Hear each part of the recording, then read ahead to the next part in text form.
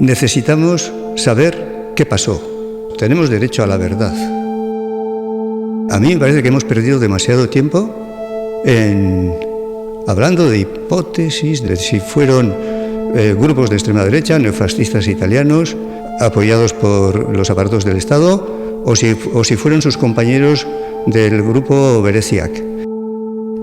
Martín Auzmendi Irrati militó en ETA político-militar y trabajó junto a Pertur en la estrategia que desembocaría en la ponencia Ochagavía. Décadas después ejerció como abogado de la familia en el proceso judicial abierto para esclarecer su desaparición. Necesitamos saber dónde le hicieron desaparecer, dónde se podrían localizar sus restos y saber quiénes fueron los autores de su desaparición. Porque ese es un tema que seguimos sin saber. El caso Pertur. La desaparición del hombre que intentó transformar a ETA. Una iniciativa del Centro Memorial de las Víctimas del Terrorismo y de Gogora, Instituto de la Memoria, la Convivencia y los Derechos Humanos. Dirección: Gaisca Fernández Soldevilla y Abel García Roure. Guión: Abel García Roure. Grabación, edición y distribución: Asociación La Memoria Perdida. Locución: Eva Domaica. Capítulo 2. ETA político-militar. Septiembre del 72, la ETA en la que entra Pertur es lo que se llamaba en ese momento ETA Quinta. ETA Quinta es un grupo pequeño, débil y que apuesta por el nacionalismo radical y por otro lado apuesta también por la lucha armada. Recién llegado a Francia, en octubre de 1972, Eduardo participó en una preasamblea de ETA y allí volvió a demostrar que seguía siendo Pertur, el perturbador. Recuerdo que nos dejó todos muy sorprendidos, que es que al acabar una preasamblea que hicimos con Chiquilla y con Chomin y varios milis famosos de la época, Ternera y demás, sacó la guitarra y se puso a cantar el Eusko Gudariak en flamenco. Era una especie de sacrilegio. A sus camaradas no les hizo gracia. El himno nacionalista vasco, el Eusko Gudariak, en versión flamenca. Aquello les pareció irreverente, demasiado poco solemne, demasiado poco disciplinado. Claro, Pertur encaja mal en ETA por varias cosas. Una de ellas es que es un intelectual, o por lo menos es lo más intelectual que tiene ETA, en un grupo en el que cada vez tiene más peso los terroristas, es decir, aquellos que ejecutan los atentados, y por último Pertur sigue siendo un perturbador, es decir, que es una persona muy bromista, muy heterodoxa, que es capaz en esa primera asamblea de la que participa de tocar con la guitarra el Eusko Gudariak en versión flamenca, ¿no? Y esto, claro, provoca la indignación de sus compañeros porque evidentemente el Eusko Gudariak es sagrado y no puedes tocar un símbolo nacional, ¿no? Como es ese, pero para Pertur sí. Aunque ese primer momento ya lo obliga a retirarse, ¿no? Pero ya demuestra que él sí tiene la voluntad de romper ciertas normas establecidas, de romper ciertas dinámicas dentro de ETA que otras personas no se van a atrever a hacer, ¿no? Y eso le va a crear muchos problemas, pero también va a obligar a ETA a cambiar. Recuerdo que en la asamblea aquella que estábamos todos reunidos hablando de la lucha armada, a la salida me paró Emilio López Adán y me preguntó: ¿este quién es? ¿De dónde ha salido? Porque hizo una interpretación de todo lo que se estaba discutiendo allí, unas intervenciones tuvo anunciando que nos iba a venir una represión de mucho cuidado y que iba a ser terrible para todos nosotros. Destacó por el subrayado que hizo de los riesgos de seguir con la lucha armada. Ángel Amigo fue militante de ETA político-militar. Conoció a Pertur, escribió una biografía sobre él y años después le dedicó varios documentales. Durante años, Ángel Amigo defiende la idea de que Pertur pudo ser secuestrado por neofascistas italianos que actúan por encargo o bajo cobertura de sectores ultras de los aparatos españoles. Porque tuvimos una reunión con Chiquilla que nos planteó la posibilidad de hacer una acción de represalia porque habían matado a 2 militantes en Armeo, creo que eran. Y entonces que había que tomar represalias. Se estuvo discutiendo sobre el carácter de esas represalias, si tiene que ser pues masivo, un autobús. Durante aquella reunión, el Frente Militar propuso perpetrar un atentado contra un autobús de la Guardia Civil. Eduardo votó en contra. Esto se hizo una votación y salió que sí. Pues Chiquilla planteó, estaba empeñado en plantear que había que hacer esa acción. Y luego nos enteramos que en realidad fue un globo sonda que hizo. Con aquello descubrió lo que pensaba la militancia de ese tipo de acciones. Y lo que sacó Chiquilla de aquella votación fue, bueno, pues por un adelanto de lo que podían haber pasado o lo que la gente esperaba que pasara si planteaba un tipo de acciones armadas tan fuertes, ¿no? Aquel episodio puede parecer una anécdota, pero quizá contenía algo más profundo, porque aparece ya una tensión que atravesará el resto de su vida política. Pertur no encajó nunca en la ortodoxia militar de ETA. No parecía dispuesto a aceptar sin discusión la lógica del Frente Militar. Había en él algo incómodo para los más violentos y fanáticos. Tenía un punto anárquico, irónico, libre, algo que chocaba con una organización que empezaba a hacerse más dura, más jerárquica y más militarizada.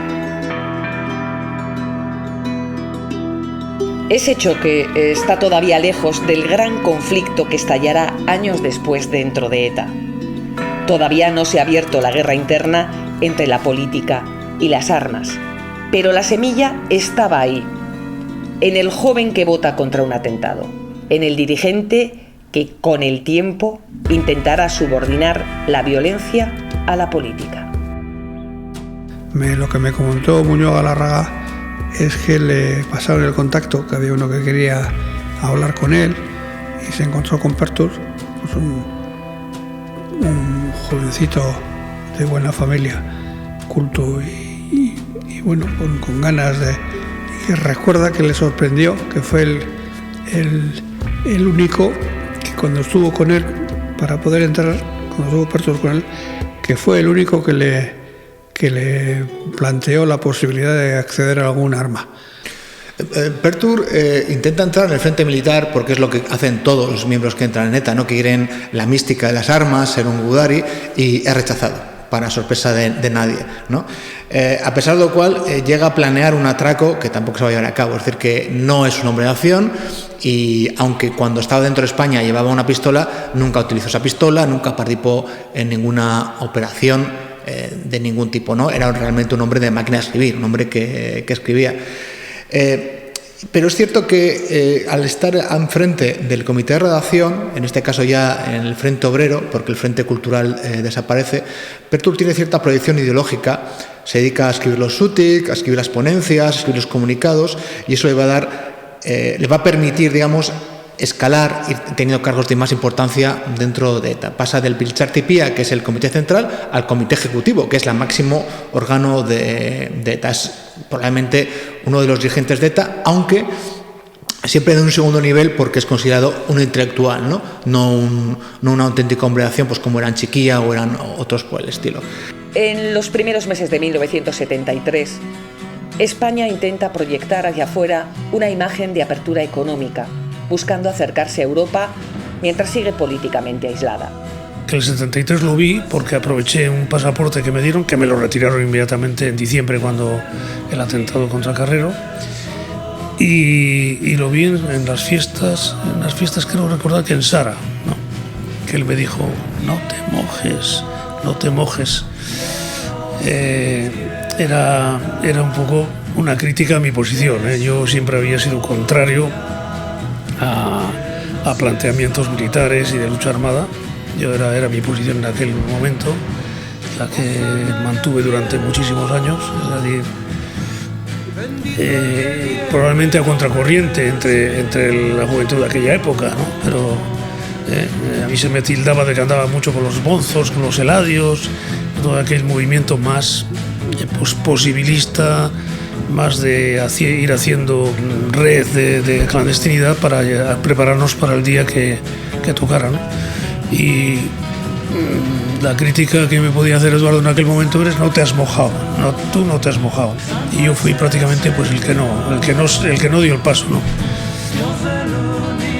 Yo recuerdo ya la primera relación, digamos, un poco ligada a la política que tengo yo con él, es una visita que hace antes del atentado de Carrero Blanco, que él ya está liberado y está escapado de la justicia, digamos, y entonces sí que es cuando hablamos un poco de cómo ve las cosas él. A mí me empieza a interesar todo el mundo que él me explica.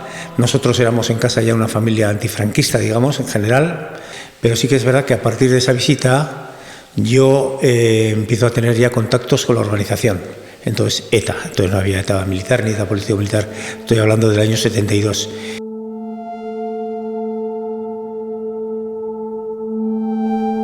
En junio de 1973, Franco da un paso más.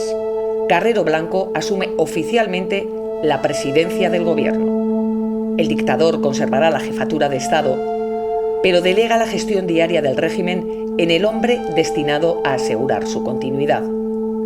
El franquismo preparaba su futuro. ETA también. K18, diríjanse a Claudio Coello, es lo que parece que es grave. Recibido. Enterado. Vamos a ver, R22. El 20 de diciembre de 1973, en Madrid, a las 9:20 de la mañana, ETA perpetra el atentado más impactante de su trayectoria. La organización golpea directamente en el corazón del régimen y obtiene una extraordinaria repercusión internacional. Ha conseguido matar al presidente del gobierno de una dictadura, ¿no? Es extremadamente popular, no solo en el País Vasco, sino en el resto de Europa y en otras partes del mundo. Pertur no es uno de los ejecutores ni forma parte del comando que coloca la carga explosiva en la calle Claudio Coello de Madrid.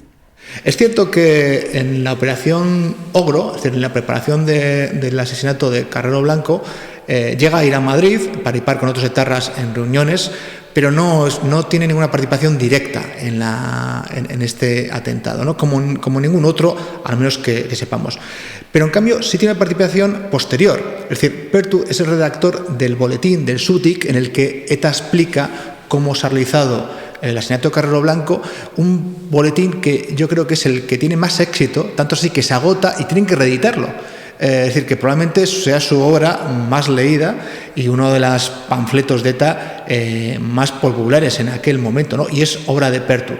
También es cierto que Pertur muestra una actitud crítica a la evolución pretoriana del Frente Militar de ETA, que se destaca sobre todo tras la muerte de Chiquilla en el 73, es decir, el Frente Militar, que era la sección de ETA que se dedicaba a los atentados, a los secuestros, a los atracos, pues como tienen el mayor protagonismo mediático, también quieren el mayor protagonismo político, ¿no? Dentro de ETA y quieren ser los que manden, básicamente. Bien, Pertur, en ese momento que está en el Frente Obrero, es los que rechazan esta deriva pretoriana y los que se la resistan. Y es, bueno, en esta crisis de ETA del 73-74, digamos, entre el Frente Militar y el resto de ETA, que se resiste a que el Frente Militar tome el poder, Pertur claramente está alineado con la sección de ETA que quiere mantener un equilibrio entre la lucha política, lo que ellos llamaban la lucha de masas, y el terrorismo, lo que ellos llamaban la lucha armada. El año 74 fue el año del juicio a Puig-Antich.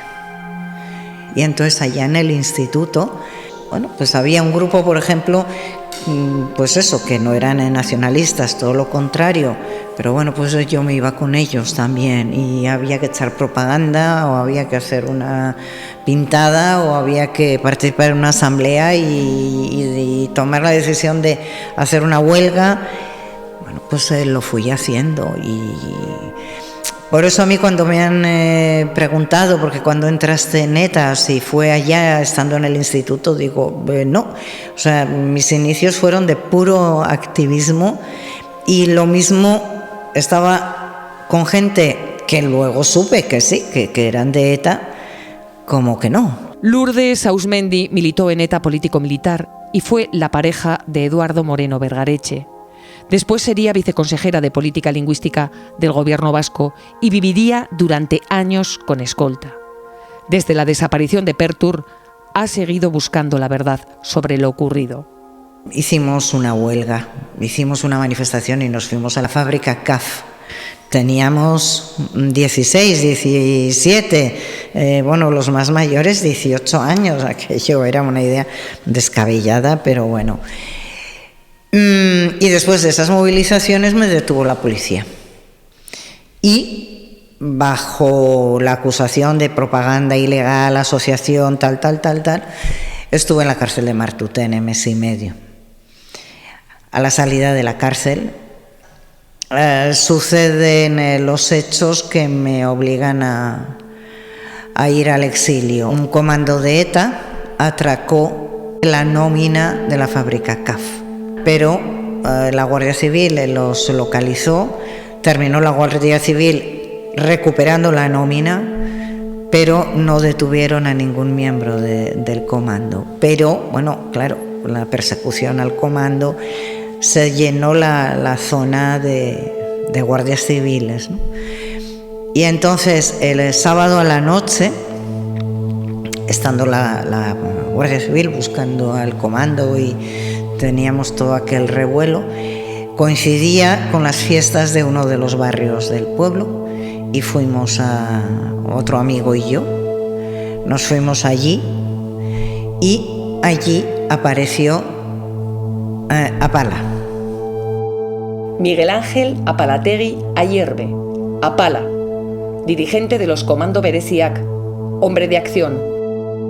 El 2 de junio de 1974, tras un atraco a la Compañía Auxiliar de Ferrocarriles, CAF, empresa en la que él mismo trabaja como administrativo, una patrulla de la Guardia Civil intenta identificarlo en un control de carretera en Beasain. Entonces no había autobús. Y Apala normalmente sí andaba en coche, él tenía coche y andaba en coche, pero no tenía coche y nos teníamos que ir a casa. Entonces dijimos, pues nos vamos andando. Hacía una buena noche, estábamos acostumbradísimos a caminar y yendo ya por la carretera que recorre el pueblo, de repente vimos un coche una patrulla de la Guardia Civil que venía muy despacito. Cuando llegaron a nuestra altura, pasaron, pero inmediatamente pararon. Y entonces nos echaron el alto, bajó uno de los guardias civiles o dos, no recuerdo bien. Les debimos de resultar sospechosos en algún grado y nos pidieron la documentación.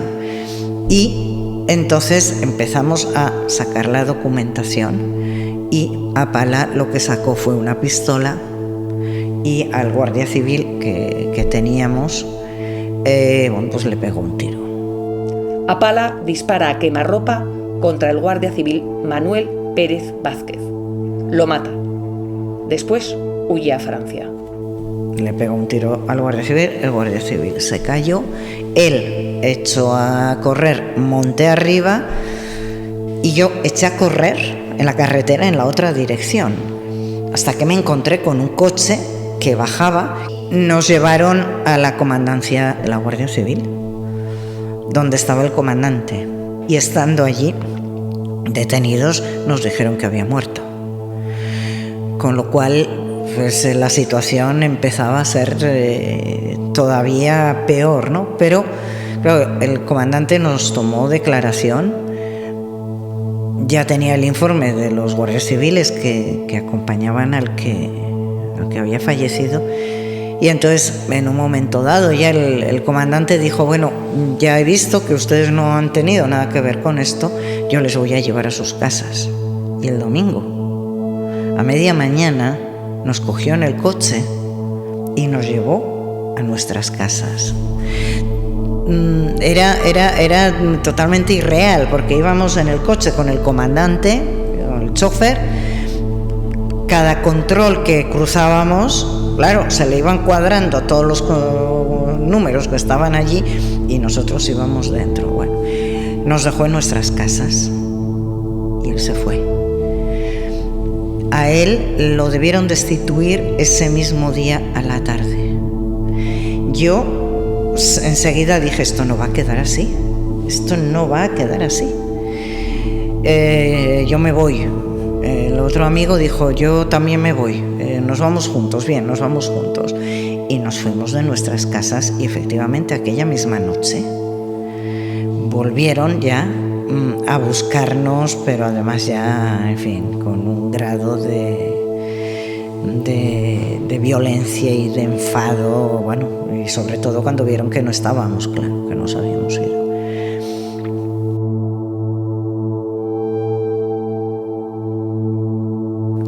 Me recuerdo de aquello, pues, las fiestas de un barrio y estaba allí, sí.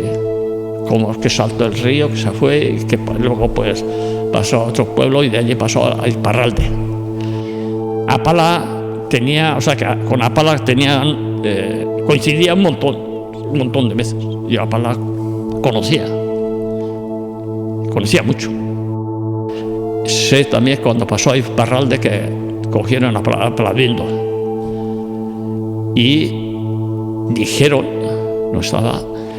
que entró Esquerra.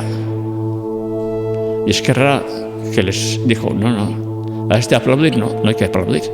Este era legal y no tenía que ir con la pistola a unas fiestas del barrio. Y que echó una bronca. Por lo menos que hay alguno que sabe razonar. Y alguno que te diga, no, en vez de aplaudir a este, con este hay que tomar medidas. Que sea consciente de lo que está haciendo. Apala, cuando llegó allí, él, bueno, debió llegar allí como un héroe, supongo. Apala se refugia en Iparralde con Lourdes y digamos que eran pareja. Y luego pues eso se acaba y Lourdes acaba siendo la pareja sentimental de Eduardo, ¿no? Y estos son hechos que se afectan al tema directamente. Bueno, pues en aquella juventud, y aquellos primeros tonteos, escarceos, pues fuimos pareja hasta que fuimos al exilio, porque yo con Apala allí estuve, no sé, pues quizá fueron 10, 12 días en el exilio y a partir de ahí no hubo absolutamente ninguna relación de ningún tipo. Entonces, también podría caber la posibilidad de que hubiera un elemento personal respecto a la animadversión que él sintiera con respecto a Eduardo y yo. Lourdes Ausmendi conoce a Eduardo Moreno Vergareche en el verano de 1974. Eduardo vive al otro lado de la frontera, en el País Vasco francés, dentro de ese territorio que muchos militantes de ETA llaman el santuario.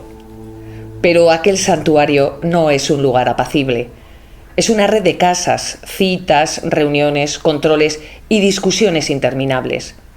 Un espacio de refugio, pero también de tensión, de jerarquías, de vigilancia, de miedo, en el que la convivencia resulta muchas veces difícil, hostil e incluso peligrosa. Y es que a medida que aumenta la actividad de ETA, aumenta también el número de refugiados y con ellos la presión. Fuimos a un caserío, a una casa en Sempale y ahí fue donde conocí a Eduardo. Porque era la única persona que estaba allí cuando llegamos era él. Mi tarea iba a consistir en cocinar, fregar y ya. En ningún momento se me preguntó qué pensaba, qué opinaba, absolutamente nada. O sea, pam, esto tú y se acabó. Entonces, pues allí me quedo con Eduardo. Yo no le conocía de nada, ni siquiera había oído hablar de él. Pero entonces sí, me dijo Esquerra que él iba a ser el que iba a impartir un curso. Y recuerdo que Peixoto fue uno de los que al menos llevó a unos cuantos militantes, eran todos militantes legales, y iban allí a recibir formación durante una semana. Les presentó Peixoto a Eduardo, ya les dijo, que es un puto marxista-leninista, va a ser el que os va a impartir el curso. Cuando se lo presentan a Lourdes, lo definen con desprecio. En aquel ambiente, la gente que piensa, que escribe, que forma, puede ser vista como algo molesto. Putos teóricos. Claro, Pertur es marxista-leninista, él mismo se autopercibe como un comunista y además lo declara abiertamente, y estamos en una organización que no es comunista. Por tanto, Pertur no encaja la línea ideológica hegemónica. O sea, ETA todavía está ideológicamente en la órbita del nacionalismo revolucionario, en la que lo que realmente pesa es el ámbito nacional, no el ámbito social. En la primavera del año 74, a raíz de unas detenciones que hay en Mondragón, tenemos que marcharnos varios estudiantes y ahora entonces éramos ya estudiantes en la Facultad de Derecho de San Sebastián, de Donostia, y estoy recluido en un caserío, y cuando tengo que pasar la frontera, él me está esperando en la frontera. Entonces ya tengo la primera relación ya es con él. Ya nos conocíamos y entonces una relación pues ya muy personal, porque yo, claro, él venía porque me conocía encima. Después me consigue el primer alojamiento y luego casi inmediatamente, pues dada de dónde provenía yo, pues empiezo a formar parte de lo que luego sería formalmente la oficina política de ETA, ¿no? Y entonces ahí conozco a un Pertur que no es solo porque yo le he oído hablar en mi casa, en privado, digamos, pero ya le oigo hablar para los militantes, para gente que viene a visitarnos, gente incluso fuera del mundo de ETA, y entonces te das cuenta de que, bueno, pues que es una persona de fácil convencimiento y que es un líder, vamos, está clarísimo. Claro, entonces nosotros éramos una organización donde había entrado miles de personas. Muchos miles de personas de muy diferente procedencia, y luego como se vio posteriormente, bueno, ya se veía de muy diferente formación política, ideológica, incluso personal. Y entonces, claro, se dejaba en manos de la oficina política todo lo que era la elaboración de las teorías que defendíamos, y ahí la cabeza visible de esa organización política era Eduardo, fundamentalmente. No solo lo veía yo y la oficina política, sino era entre toda la militancia, por lo menos la militancia que estábamos en aquellos años refugiados en el País Vasco francés, pues estábamos, era una persona con una autoridad innegable. O sea, todo el mundo se refería a él como la persona cabeza del pensamiento político que defendía ETA en aquella época. También critica algunos atentados y discute las estrategias. Sabemos que escribe comunicados para justificar acciones violentas que no comparte. Y aún así, asciende. Forma parte primero del Biltzar-Txipia, el Comité Central, después del Comité Ejecutivo. Contribuye al fortalecimiento de ETA, establece contactos internacionales. No es un disidente externo, no es alguien ajeno a la organización. Es uno de sus dirigentes. Y precisamente por eso, su conflicto con la lógica militar va a ser cada vez más peligroso.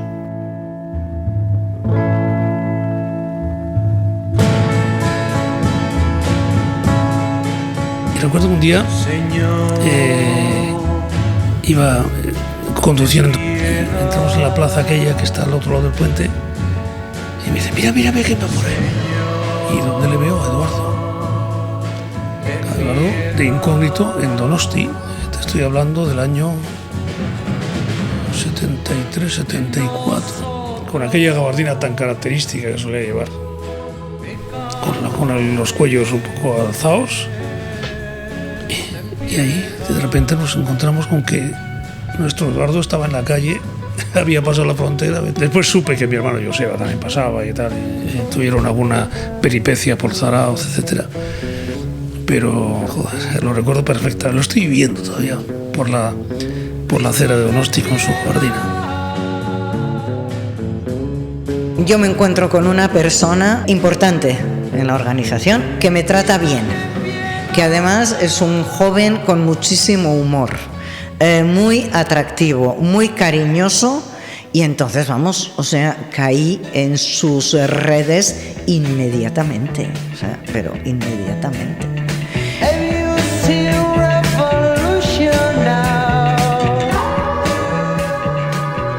Y ahí empezamos una relación. Yo me bajé a Hendaya, pero al cabo de no mucho tiempo me buscó para que nos fuéramos a vivir juntos a una casa en Hendaya, que era una villa, y entonces entramos a vivir en esa casa 4, otro chico y una chica más, Eduardo y yo.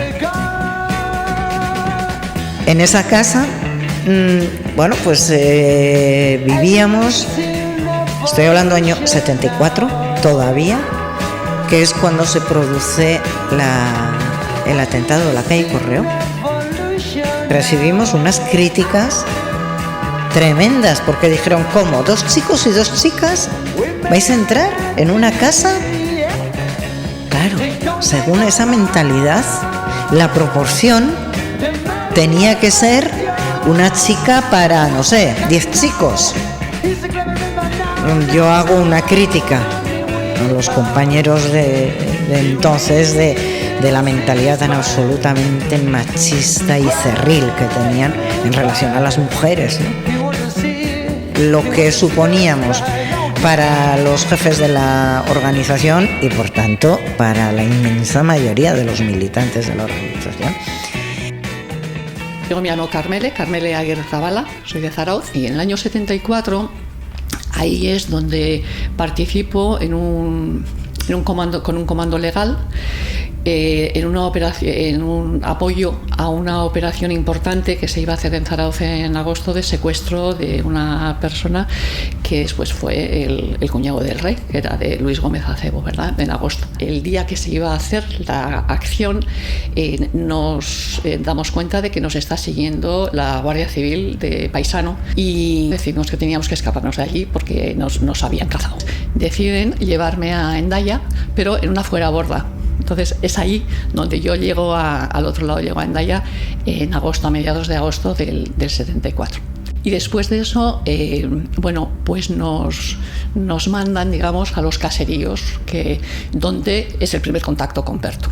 Que Pertur era quien nos daba pues un barniz un poco político sobre los grupos políticos que existían en aquel momento, que no todo el mundo recurría, por supuesto, a lo que llamamos la lucha armada para conseguir los objetivos, ¿no? Y así como nosotros, cuando hablábamos en nuestro ambiente normal de cuadrilla de esos grupos, siempre los españolistas, los revisionistas, ahí me di cuenta y recuerdo perfectamente que como Pertur los trataba con respeto, digamos, decía, nos explicaba las ideologías, nos decía las diferencias, pero vamos, no se despachaba con un españolista o tal, ¿no? Entonces ese fue mi primer recuerdo, a él y a Lourdes. 1973 es el gran año para ETA con el asesinato de Carrero Blanco. Se convierte de un problema regional en un grupo terrorista conocido a nivel mundial. Claro, el año siguiente, 74, es la resaca. Es decir, todas las grandes operaciones que tiene ETA le salen mal. Le sale mal el intento de secuestrar al cuñado del príncipe Juan Carlos en Zarauz, le sale mal el intento de secuestrar a la familia real en Mónaco, le salen mal grandes operaciones y de alguna manera el frente militar decide vengarse.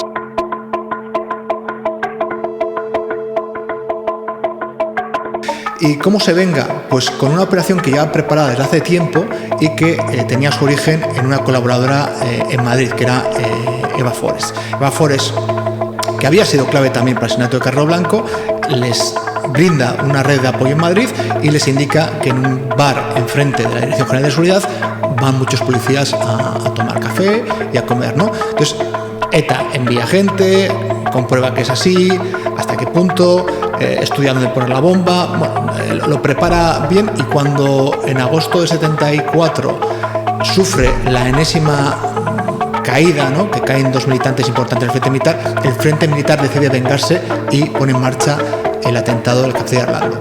Aquí, en el número 2 de la calle de Correos, ha ocurrido esta tarde una tremenda explosión. El 13 de septiembre de 1974, una maleta bomba con metralla explota en el comedor de la cafetería Rolando, en Madrid. Mueren 13 personas, unas 70 resultan heridas. Es una matanza indiscriminada y desencadena la crisis definitiva dentro de ETA. Cuando pasa a los cafetería Rolando, te das cuenta, cuando te enteras, Rolando, ¿cómo fue? Dices, esto no es el camino, esto no es el camino. El camino mío no es eso, el camino mío es todo el movimiento obrero, toda la movida social, que se vaya avanzando. Y esto va en contra de toda esa mentalidad. Claro, el Frente Militar ha realizado este atentado, primero, porque quería imitar lo que estaba haciendo el IRA provisional en Reino Unido, sobre todo en Londres. Es decir, que el atentados indiscriminados era una moda que estaba llevándose a cabo en el 74. Está haciendo el IRA, lo está haciendo los neofascistas en Italia y otros grupos. Y segundo, y muy importante, es una venganza casi personal del Frente Militar, que es el que ha tenido, digamos, los fiascos del 74. Y tercero, no ha avisado al resto del Comité Ejecutivo. Es decir, no es una decisión de ETA, sino es una decisión del Frente Militar de ETA. Pertur y el resto de la cúpula de ETA no han sido informados del plan y rechazan la acción. Cuando el Comité Ejecutivo, cuando la dirección de ETA descubre lo que ha ocurrido, el atentado, y sobre todo el peligro que puede suponer para la imagen positiva que ETA había adquirido con el asesinato de Carrero Blanco, estalla la crisis que ya estaba alarmándose en el seno de la organización, ¿no? Hay una polémica interna que dura un mes entero de debates. Tenemos hasta 3 notas diferentes de reivindicación en las que se va cambiando el relato. Y a los pocos días empieza el run de decir, bueno, esto han debido de ser los milis, no quieren reivindicar, y empiezan las reuniones que desembocaron en la escisión de ETA militar y ETA político-militar. Y recuerdo muy bien aquellas reuniones, al menos algunas de ellas, porque se hicieron en la casa en la que vivíamos. Solían utilizar nuestro dormitorio para hacer las reuniones y solían llegar, bueno, en fin, en sus coches, los jefes, y empezaban allí, y bueno, y había momentos de griterío, había momentos de silencio, y aquello era, bueno, pues la tensión ya se iba mascando hasta que, bueno, pues se rompió ETA y salieron las dos ETAs, ¿no? ETA PM y ETA militar. Recuerdo que a las noches solía haber mucho miedo con los coches, por ejemplo, porque los unos a los otros intentaban quitarse los coches. O intentaban, bueno, claro, apropiarse de las armas.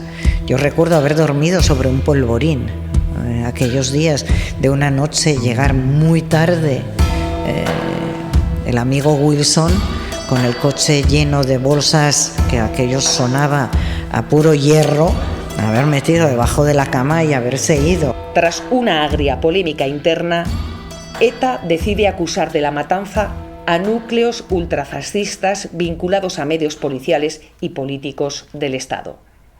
Es falso, y aquella mentira termina de romper la organización.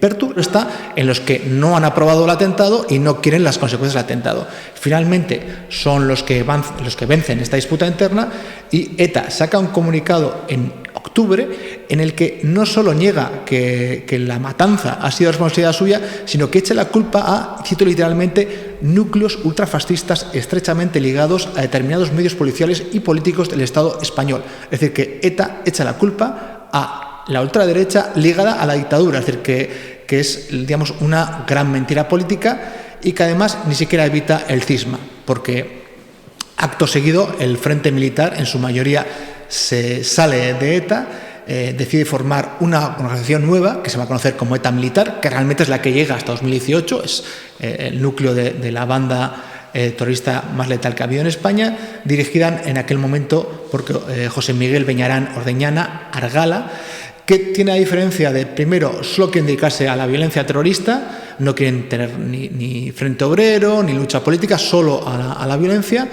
y además son un grupo bastante más pequeño que los otros. A finales de 1974, ETA se parte en dos. Por un lado, ETA militar, más pequeña al principio, articulada en torno a los sectores más duros del frente militar. Por otro, ETA político-militar. La mayoría de los militantes permanece fiel a la dirección. Y allí, Pertur se convierte en una figura central.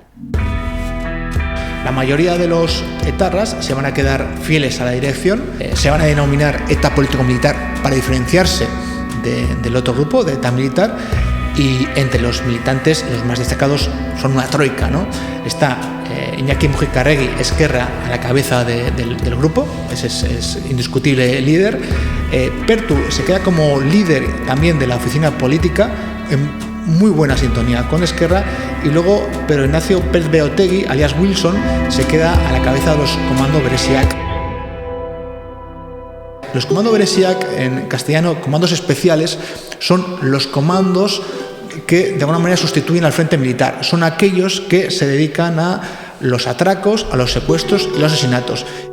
Los Komando Bereziak son la facción más militarista de ETA político-militar. De entre todos ellos, conviene fijarse en Mikel Apalategi, Apala. Procede de Ataun, en el Goierri. Fermín Imaz lo conoce bien. Lourdes Ausmendi también. Pertenece a un entorno cercano y arrastra una historia de violencia que volverá sobre el caso Pertur.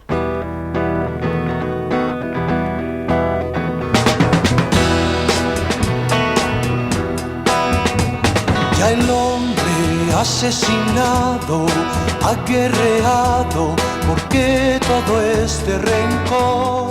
Cuando todavía estaba Wilson era el responsable de los comandos. Y con Wilson no se andaba con tonterías. O sea, Wilson tenía una rectitud impresionante y ahí no se descontrolaba absolutamente nadie. Pero cuando cae con Wilson, joder, a estos se les abre el abanico, o sea, se abre la ventana para seguir haciendo todo aquello que ya estaban pensando, no solo pensando, sino que además ocultando cosas, pero independizándose. En 1975, ETA político-militar intenta preparar una ambiciosa campaña terrorista en toda España. Pero la operación queda cortada en seco por una infiltración policial sin precedentes. Gracias al agente Mikel Lejarza, conocido como Lobo, las fuerzas de orden público logran desarticular buena parte de los comandos de ETA político-militar. Wilson es detenido. También Esquerra. 2 militantes arrestados son condenados a muerte y fusilados el 27 de septiembre de 1975. La organización queda diezmada, descabezada. Y del triunvirato inicial, solo Pertur permanece en libertad. Tienen ideada lo que probablemente iba a ser la gran campaña terrorista, que era, además, con un pacto con independentistas gallegos y catalanes. Los polimilis les dan armas, les dan apoyo, envían comandos. ¿Para qué? Para que la policía de la Guardia Civil no esté solo concentrada en el País Vasco, sino poder hacer atentados en otras partes de España y, por tanto, vencer la mano al gobierno. Y no solo hacen en Cataluña, en Galicia, País Vasco y Navarra, sino que también envían comandos a Madrid. El problema de los polimilis es que no saben que dentro de su seno se ha quedado un topo, un agente infiltrado de servicios secretos, Mikel Lejarza, alias Lobo. Y cuando van a llevar a cabo esa gran campaña terrorista en el verano del 75, se pone una operación en marcha que es probablemente la mayor operación policial antiterrorista que ha habido en esta época, ¿no? Prácticamente se disuelve todos los comandos de los polimilis. Creo que queda uno libre, pero todos los demás son detenidos, los miembros de los polimilis. Es decir, que prácticamente no queda la rama, digamos, activa de los polimilis, desaparece. Y no solo desaparecen los comandos, sino que además se detiene a 2 de los 3 líderes de ETA. Detienen a Wilson y detienen a Esquerra. Y solo se queda Pertur. Claro, Pertur es un líder importante, pero ya no tiene ni el apoyo de Esquerra ni el apoyo de Wilson, que eran lo que le daba más fuerza, porque Pertur es un intelectual, es un teórico, no tiene prestigio, digamos, entre los comandos Bereziak, se queda solo. Y además los comandos Bereziak se quedan en manos de líderes que en ese momento eran de segundo orden, pero que van a tener un protagonismo, como son Apala, como son Paquito, como Sanchón, que claro, no tienen simpatías por Pertur, no tienen esa relación y además tienen una línea ideológica mucho más nacionalista. Van a tomar decisiones por su cuenta, van a intentar influir en la dirección de ETA, tomar el poder en ETA y van a entrar en choque frontal con los planteamientos renovadores que está ideando Pertur en este momento. A lo largo de 1976, ETA político-militar extorsiona a empresarios y secuestra a varios de ellos para obtener dinero. Los beresis actúan con autonomía creciente. La organización empieza a fracturarse desde dentro. Y todo esto sucede con Franco ya muerto. La dictadura empieza a descomponerse, pero la violencia no se detiene, se acelera. En la organización muchos éramos los que en fin, decíamos, esto alguna vez se acabará. Esto alguna vez se acabará. Sobre todo, una vez muerto Franco, dices, bueno, esto se acabará. Y Eduardo era de los que decía, lógicamente, esto se acabará. Esto se acabará y para cuando esto se acabe, tenemos que estar preparados.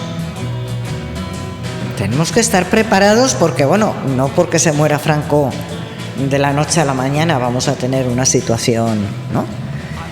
Y él ahí empieza, su cabecita empieza a bullir, a bullir, a bullir. Su posición es precaria. Se pregunta qué ha pasado y, sobre todo, qué va a pasar. Juan Mari Vandrés lo resumirá años después con una frase precisa. Pertur fue el hombre que más intuitivamente vio que Franco había muerto. Pertur es comunista. No aspira a una democracia parlamentaria como horizonte final, pero comprende que si España avanza hacia un régimen homologable a los de Europa Occidental, el escenario de ETA va a cambiar por completo. Para él, la estrategia de acción, represión, acción puede haber funcionado en plena dictadura. ETA golpea, el régimen reprime, la represión genera simpatía hacia la organización.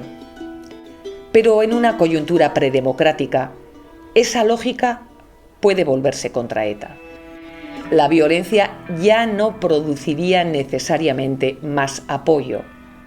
Puede aislar a la organización.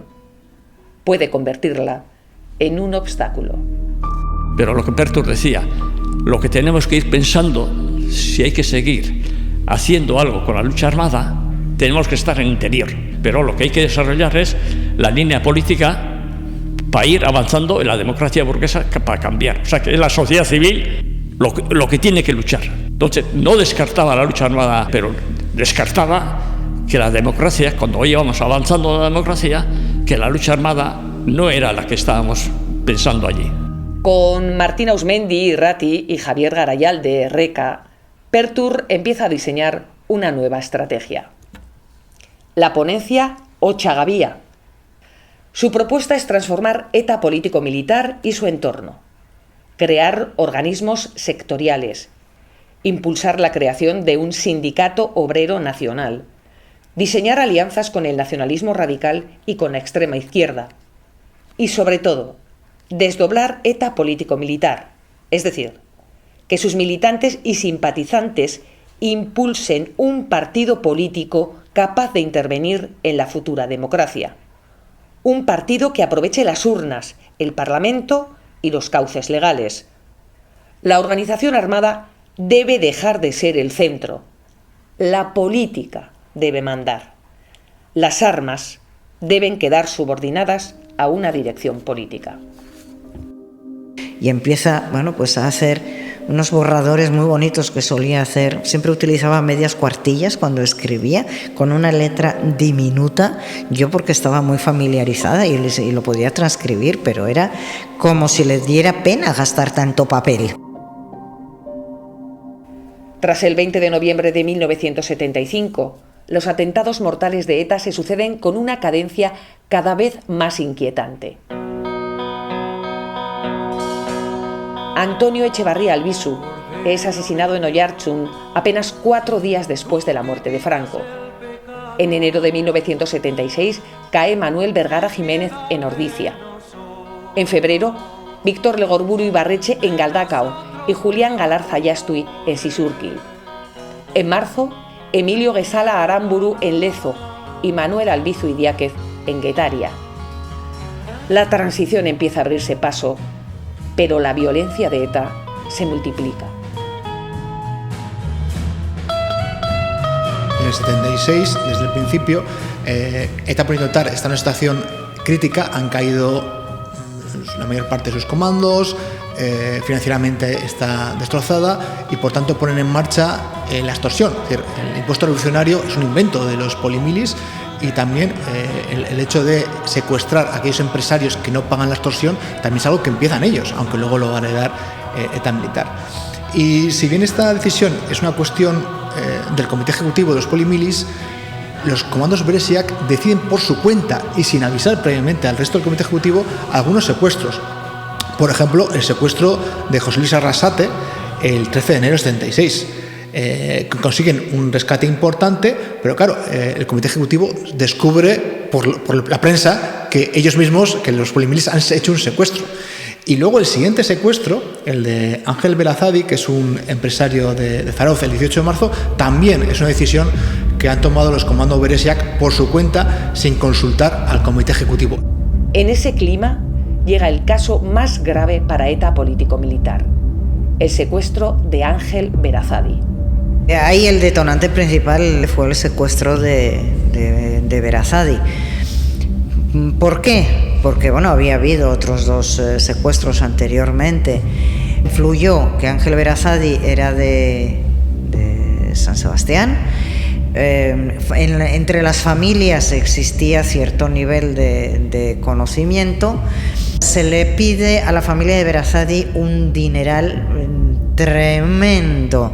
O sea, yo no sé si lo tenían o no, pero bueno, era una fábrica de máquinas de coser, que tampoco era un Altos Hornos de Vizcaya, o sea, entonces, bueno, claro, la familia dice, no tenemos dinero para pagar esa cantidad. Ángel Berazadi es un industrial simpatizante del PNV. Los comando Beresiak lo raptan el 18 de marzo de 1976. La familia no puede pagar los 200 millones de pesetas que se le exigen. Ofrece una cantidad menor. Pertur quiere aceptar el dinero y liberar al rehén. Los Beresis se niegan. Según Lourdes, Pertur está nervioso, alterado, porque no se llega a un acuerdo. Duerme en casas distintas. Toma precauciones. Entonces, bueno, pues siguen las negociaciones y Eduardo consigue acordar una cantidad con la familia. Y con ese acuerdo, él va a la dirección de la organización. En esa dirección eran 16 personas, pero a la reunión en la que se decide si se acepta o no esa última negociación con la familia, a esa última reunión solo asisten 6. A los otros 10 ni se les convoca, porque estaban aquí, no se les convoca, sencillamente, solo están 6. Y entonces de esos 6, se acepta la última negociación, los 3 representantes de los Beresis dicen que no. Eduardo y Javier Garayalde, Reca, dicen sí, y hay un sexto, que era Márquez Chegaray, que se abstiene. Y dieron la orden inmediatamente al comando de que lo asesinaran. Y ya está. El cadáver de Ángel Berazadi aparece el 8 de abril cerca del Goibar. 2 días después, Pertur y Erreka presentan su dimisión. La dimisión queda suspendida hasta una conferencia de cuadros. Pero algo se rompe. Pero aquello fue un mazazo tremendo.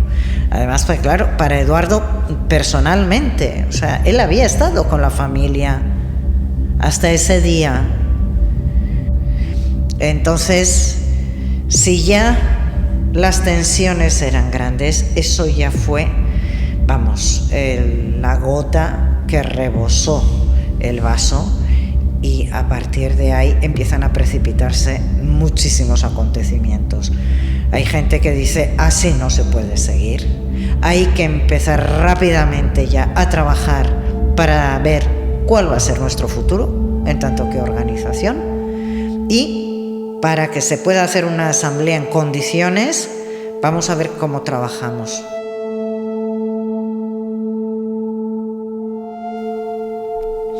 Hay que decir que durante el secuestro de Verazade, efectivamente la prensa, vamos, hubo pero una campaña bestial no solo contra Eduardo, porque efectivamente yo he visto noticias en las que aparecía citado junto a Eduardo José Echegaray, Márquez Echegaray también. Entonces, apuntándoles directamente, y a Eduardo, y entonces, claro, en medio de toda esa campaña empiezan a salir grupos supuestamente de ultraderecha con amenazas, a la familia aquí se le hace la vida imposible con amenazas, etcétera, hasta el punto de que tienen que huir de su casa porque les dicen que igual no están seguros. A la madre le retiene un comisario de policía con unas excusas absolutamente, en fin, es todo una cantidad de acontecimientos que aún hoy, yo cuando los estoy nombrando ahora, la verdad es que se me pone la carne gallina. Dices, pero aquello, ¿cómo se podía soportar tantísima presión? Eduardo empezó a tomar medidas de seguridad. Ya de hecho había abandonado la casa en la que solíamos vivir habitualmente en el barrio Urdazuri de San Juan de Luz. Se habían trasladado él y Marc a un apartamento, en fin, que no se conociera dónde estaban, y en esas circunstancias se llega a esa preasamblea. Ese mismo mes, ETA político-militar sufre otro golpe, la Operación Poncho. El 5 de abril de 1976, 29 presos, la mayoría de ETA, se fugan de la cárcel de Segovia. Pero la niebla, la improvisación y un fallo decisivo convierten el paso de la frontera francesa en una ratonera.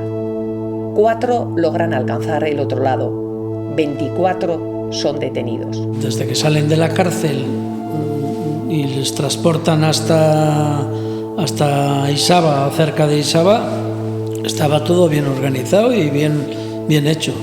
El problema es que cuando salen del camión al monte es cuando falta el guía. Uriol Solé Sugrañes, antiguo integrante del MIL, Movimiento Ibérico de Liberación, muere abatido por disparos de la Guardia Civil. Las tensiones internas se disparan. Y en ese desastre empieza a aparecer de nuevo un nombre, Apala. En esa operación, responsable, Apala. Pues que no se despertó. Apala es quien debe recibir a los fugados y guiarlos hacia el paso seguro al otro lado de la Muga. Pero no aparece. Cuando se fugan los presos de la cárcel de Segovia, me viene, porque yo le conocía, el chofer, el dueño del camión, y me pregunta, ¿dónde está Apala? ¿Dónde está Apala? Y me dice lo que ha pasado, ¿no? Pues que Apala tenía que oír una consigna y en ese momento era la señal de que los presos ya estaban fugados y había que esperarles en la frontera. El caso es que a Apala le pillan una verbena en Hendaya, que recuerde yo, y le dicen las palabras que son la clave que le tienen que dar la orden de poner en marcha todo para ayudar a los presos que han escapado de Segovia, y se le olvida. La operación se desordena, la frontera se convierte en una trampa y la fuga termina en desastre, con un muerto y decenas de detenidos. Y eso también todo crea un clima que va increciendo. Para muchos polimilis, aquel fracaso agrava todavía más el descrédito de los beresis. A finales de abril se iba a celebrar la conferencia de cuadros, es decir, la preasamblea de ETA militar, en la que se iban a discutir los problemas derivados del secuestro y asesinato de Ángel Verazade, ¿no? Era una reunión crucial. Pues 2 días antes de esta asamblea, algunos beresias aparecieron donde estaba Pertur y, mediante un engaño, dijeron que había una reunión previa, le engañaron y se fue con ellos sin saber que realmente iba a ser secuestrado, ¿no? Porque eso es atro, aunque ellos le llamaron una retención. Estábamos para Chivisquertío cuando fueron a preguntarle, bueno, en fin, oye, a ver si le podían acompañar, lo típico de aquel, en principio, o sea, no había nada normal. Oye, queremos tratar un tema contigo, a ver si nos puedes acompañar. O sea, que por tanto ahí no había en principio ningún elemento que pudiera hacer pensar que se pudiera producir luego lo que se produjo, ¿no? Eran aquellos años en los que hacer demasiadas preguntas pues era un poco hasta el día siguiente. Cuando va a ocurrir la conferencia de cuadros en Beló, que vienen centenares de militantes que no eran refugiados, que eran gente legal, y entonces nada más empezar la conferencia nos enteramos que Pertur ha sido detenido por orden de los comandos especiales. Exigimos, se exige que haya una explicación sobre ello. Los comandos especiales se defienden diciendo que ha roto la disciplina de la organización en el tema de seguridad. Claro, luego nos vamos enterando de... Claro, Pertur ya intuía que había esos problemas, los intuía, y él por su cuenta se relacionó con las cárceles por su cuenta para indicar pues un poco que había un ambiente irrespirable y que estábamos en manos de unas personas y que, bueno, pues en la propia asamblea de cuadros la militancia en su mayoría, en una mayoría aplastante, vamos, no sé si sería, pero probablemente sería como 80-90% de la militancia, pide que sea liberado concretamente Pertur de la detención en la que le tienen los comandos especiales, para que se presente a la Asamblea y defienda sus posiciones, que luego ya se trataría el tema de si ha cometido alguna falta contra la clandestinidad en la organización. Le acusaron de haberse saltado las normas de seguridad porque se había comunicado directamente con Esquerra, que estaba preso en la cárcel de Burgos. Cuando comienza la preasamblea, los beresis se presentan. Cuando les preguntan por qué no está Pertur, dicen que lo tienen retenido y exigen ser ellos los que juzguen y castiguen al propio Pertur. Hombre, yo no tengo la más mínima duda que si la votación hubiera salido al revés, lo hubieran ejecutado, vamos, o sea, pero así, directamente. Vamos, un amigo me decía que hubiera habido fácil 10 inmediatamente dispuestos a pegarle un tiro. Así me lo decía. Lourdes, era tal el clima que se vivía, sobre todo entre los refugiados que estaban en Hendaya. Ese odio contra el que supuestamente era un liquidacionista y era un tal y era un cual. Eso ya venía y lo tenían, y los beresis le tenían a Eduardo enfilado desde hacía tiempo. Era el único que les plantaba cara. La mayoría de los delegados polimilis vota en contra. Los beresis tienen que soltarlo. Pertur ha pasado 2 días retenido por sus propios compañeros. Después, la conferencia destituye a todo el comité ejecutivo, también a Apala, también a Pertur. En teoría, todos pasan a ser militantes de base, pero la tensión no se reduce, aumenta. Cuando hubo el Comité Central, yo estaba en Argelia y estaba Carmendia también conmigo. Estábamos 30 personas en Argelia, beresis y gente nueva que se quería preparar, ¿no?, militarmente. ETA tiene una conexión con Argelia que le permitirá enviar miembros de ETA a entrenarse en campos militares argelinos, y Pertur tuvo un papel importante en el establecimiento de relaciones entre ETA y Argelia. Allí empezó el debate. Yo estaba posicionado con Pertur y a mí me expulsaron. Bueno, tú aquí no puedes contradecir a los demás, los 29 a los contra 29 tú no puedes hablar, y me expulsaron. Me expulsaron enseguida y me mandaron el Parralde. Nos enteramos de comportamientos pues casi de policía estalinista, ¿no? De cómo entran en casas de militantes a registrar, buscando eso, sí, de todo lo que le acusaban es que se había saltado la seguridad de la relación con las cárceles, ¿no?, con el aparato de Macos, que era, efectivamente, se había saltado porque quería tener una relación personal con unas personas para comentar estas cosas que pasaban en la organización, ¿no? Para mí la mayor sorpresa fue cuando me vine a Hendaya, decir, joder, lo han secuestrado. Y está en un piso que sabe a un par de militantes solo. Decía, joder, entonces sí te cae el mundo. Ya en ese contexto era un golpe, era un golpe fuerte para mí. Ya después de eso, Eduardo, estaba asustadísimo. Yo me encontré con él, pues el siguiente no me acuerdo, claro, no solíamos bajar de los caseríos cada 15 días, entonces yo no sé si habían transcurrido 3 días o habían transcurrido 10. Pero bueno, cuando me encontré con él, que recuerdo que fue en Bayona, y me contó lo que le había pasado, aun intentando él quitarle gravedad al asunto, ni así no podía. Estaba realmente asustado y preocupado. Bueno, lógicamente lo primero que hizo fue no volver a la casa de la que le sacaron y le tuvieron secuestrado, se acabó.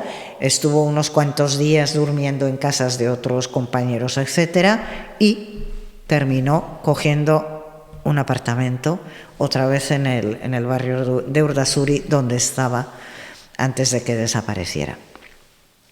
Según las personas que conocían a Pertur, a partir del secuestro por los Beresis, va a tomar cada vez más medidas de protección.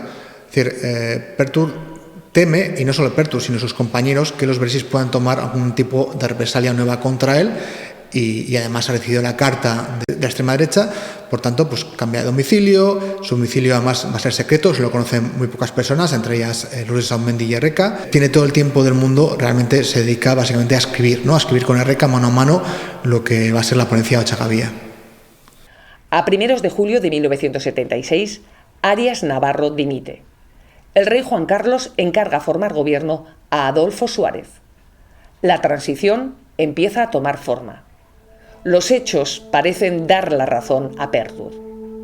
El escenario político se abre y su proyecto de transformación de ETA político-militar puede tener más sentido que nunca. Claro, Pertur tenía capacidad de aglutinación a su alrededor políticamente mucha gente. Entonces, el que tiene capacidad de aglutinar políticamente a mucha gente, yo creo que el secuestro aquel ya demostraba, hasta hay que eliminar todo lo que no estaba en la línea de ellos, todo lo que estaba era liquidacionista de la lucha armada. No lo volví a ver hasta junio, justamente un mes antes de su desaparición. Yo había ido a tocar a Don Iván Loizune. Recuerdo el momento de la despedida porque me ha venido muchas veces a la mente, ¿no?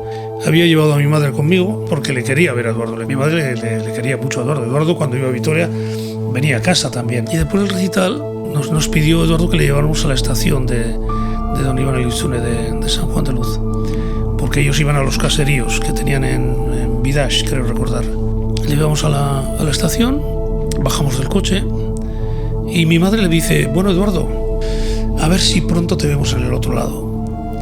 Y recuerdo porque es como un cuchillo que se me clava cada vez que lo recuerdo. Recuerdo las palabras textuales de Eduardo cuando contesta a mi madre. Dice: no sé, Teresa, porque con estos bestias puede pasar cualquier cosa.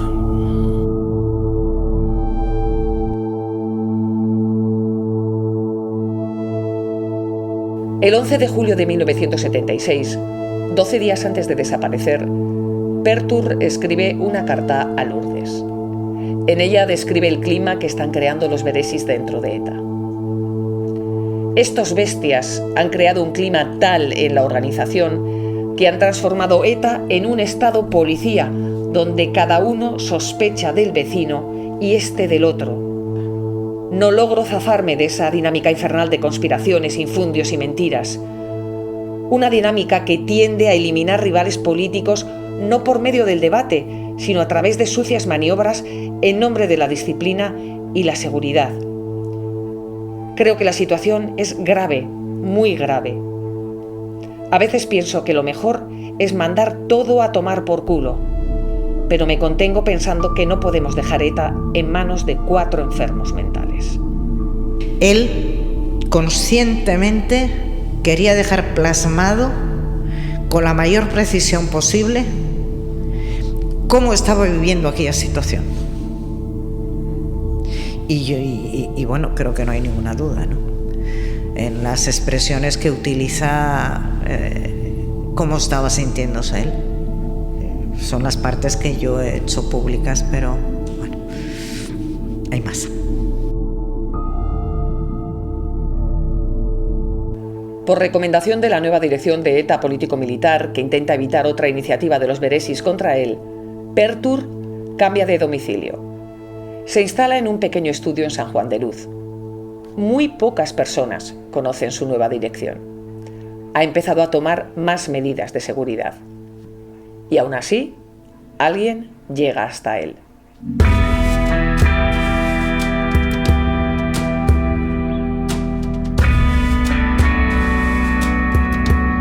Pero el 23 de julio de 1976, Eduardo Moreno Vergareche desaparece. La víspera, jueves 22 de julio, la librería Mugalde de Hendaya, vinculada a ETA político-militar, recibe una llamada. Alguien pide una cita con Pertur para las 10 de la mañana del día siguiente en el Café Consolación de San Juan de Luz. El solicitante se identifica como una persona que lo ha conocido un mes antes y quiere volver a verlo. Pero nadie transmite aquel mensaje a Pertur. Esa misma noche, en Hendaya, un desconocido entrega a Joseba Eulestia Sotza una nota para Eduardo. Es una convocatoria urgente para el día siguiente. No sabemos si se trataba de la misma cita. Pertur pasa aquella noche escribiendo la ponencia Ochagavía con Erreka. A una hora indeterminada de la mañana, Sotza localiza su estudio en San Juan de Luz. Llama a la puerta, lo despierta, le entrega el papel y se va.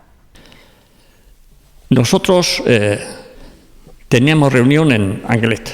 Estábamos en Anglet, en reunión a las 9, me parece que era. Y nos juntemos allí y estuvimos esperando un poco a Sotza y a Andoni Azcue. Y estando allí, fueron los 2 últimos que llegaron y nos dijeron, pues hemos hecho un poco tarde, le hemos entregado la nota y que tiene que ir a la Consolación para las 10. Vale. Además ha dicho, jodeando, me he levantado tarde y dijo, tengo que andar, tengo que mover. Alguno de los 2 sabría seguramente dónde estaba Pertur, no sé si es Andoni Azcue solo o Sotza. Los demás ninguno no sabíamos dónde estaba. Ahí está claro que los que fueron de la reunión, Sotza o Andoni, sabían lo que ponía en la nota, que tiene que ir a la Consolación. Entonces hicimos la reunión y al día siguiente o a la tarde mismo alguien se dio cuenta de que Pertur que no apareció en casa. Faltó. Pertur se ha desaparecido.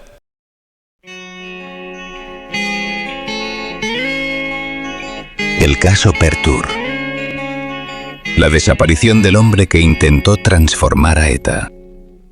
Una iniciativa del Centro Memorial de las Víctimas del Terrorismo y de Gogora, Instituto de la Memoria, la Convivencia y los Derechos Humanos. Dirección: Gaisca Fernández Soldevilla y Abel García Roure. Guión: Abel García Roure. Grabación, edición y distribución: Asociación La Memoria Perdida. Locución: Eva Domaica. Han intervenido en este capítulo, por orden de aparición, Martina Uzmendi, Gaisca Fernández Soldevilla, Ángel Amigo, Gorka Kenner, Joseba Kenner, Lourdes Auzmendi, Fermín Imaz, Carmele Aguirre Zabala, Josu El Coro.